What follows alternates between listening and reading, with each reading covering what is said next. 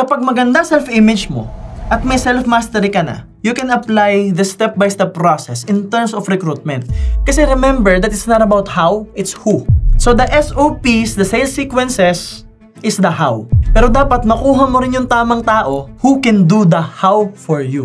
So it's the combination of who and how and what to do. So kailangan meron kang tamang recruitment process. In my experience, here's the best process, okay? Ito yung kailangan mong i-provide at kailangang meron ka, okay? Number 1 is you have to have a clear vision. Clear vision, una, saan ba papunta yung brand, company, at team mo? Okay? And also, ano yung vision mo para sa clients as well? If you can have all this is really powerful. Makukuha mo ngayon yung tamang tao. So you have to have a clear vision. And again, you have to learn how to communicate that vision through your recruitment process, onboarding process, hiring process.